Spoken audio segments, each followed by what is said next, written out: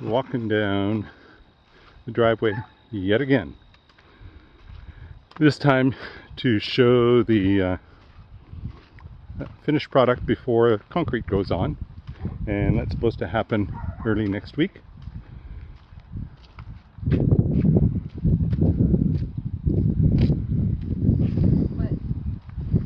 I was just wondering if I could see more birds, but they seem to be on the other side, not on this side so much.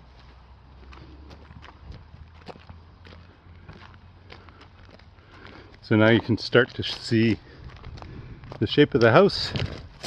You see the underfloor heating is all in place, and there's rebar going in a radial kind of pattern from the center around to the edges. I guess this needs to be reinforced in here because that's where the stairway is going to be, but it's a little bit different than what I expected. I thought that there would be more concrete here, or more rebar here, and then all the S patterns for the garage.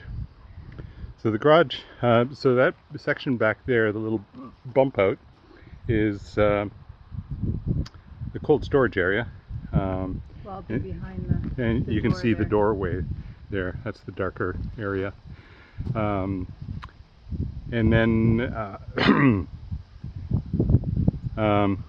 the garage has an extension on it, so it's longer than what you'd need to put a normal sized car in, so that we can put storage at the back, but also a workbench. Yep. And there's the outside door there, going out to the outside of the garage, and two big doors will be here. Bike storage here. Right, bike storage in this front area. Yeah. And this is the front door, and there'll be side lights and a sort of a he talks about it as being horizontal glass, but it's sort of the idea of a transom. But there's four glass openings, so it's a very modern looking door. And thank goodness we got him in time when he confirmed our window order, that all the windows will be black on the outside and white on the inside. So they'll work for the overall color scheme. There you can see the manifold. It's set into the actual styrofoam, so it'll be buried up to the top where you're actually seeing the top itself, the red. That'll be on the floor in this room, which is essentially our utility room. And you can see the water coming in. So this is a pipe that's bringing the water in, and this is the electrical connection to the pump, which is sitting inside, submerged inside the well itself over there. And they'll have to bring in through this big old pipe wherever it starts. I'm not sure exactly where it starts. They'll be bringing in electrical, well, probably not through the big O, but can go straight through the wall. I think that's the way that they do it. And here you can see the electrical connections for the actual manifold. So there's a fan, but also a heater in that particular area. So we're going to be getting warm air distributed throughout the entire floor. So it becomes a big heat sink that radiates when it's cold outside, keeping a moderated temperature inside the house all the time.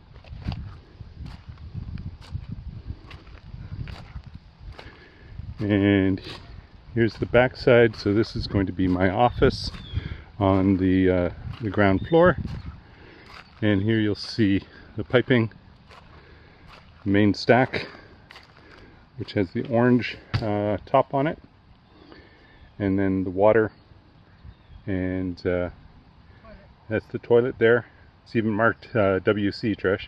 Okay. And I guess that's a sink over there, and this is going to be air then So you have to have air chasing water all the time to allow it to, otherwise it creates a vacuum and it doesn't move at all.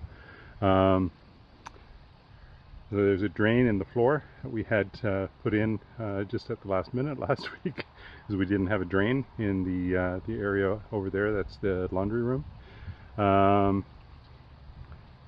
And that probably is grey water then, being picked up there, and it's probably attached to the master or the main drain here. So it's kind of a neat layout, very compact. Essentially, what's the square footage on each of the floors? 1,200. And there'll be.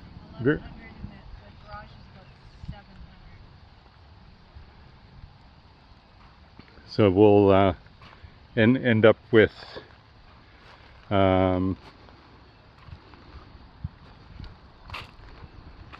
2,400 square feet of livable space, or at least that's the plan, and being able to actually make use of this particular area for prepping of food and all that kind of stuff, and then storage in the cold storage area, which is not going to be as insulated as the rest of the house. You can see the difference between the thickness of the wall. Our contractor was talking to us earlier this week, and so this is going to be the thickness of the outside wall, and then the actual other pieces of foam that you see over there are going to be sitting on the inside of this particular layer. So it'll be, again, another 8 inches or so. So you end up with almost 2 feet of wall by the time you finish the entire process. It'll be interesting to see what kind of efficiency values we actually get. We're not going for certification of a passive house, but we will be very close. And this is leftover materials that were used to put on the ground. So you can see that there's not much left over, and I'm sure that they'll pick up bits and pieces of it as we're going along. All right, until next week when we actually fill this all in with concrete, which at this point could be Monday, Tuesday, or Wednesday, depending on how much rain we actually get. So we're expecting a little bit of moisture starting within the next 24 hours and staying with us. Not a lot, from what I can tell from the predictions. A few millimeters, and hopefully it's stopping hopefully in the Monday time frame, so that we can actually pour on Tuesday itself. Anyways, we'll talk to you soon.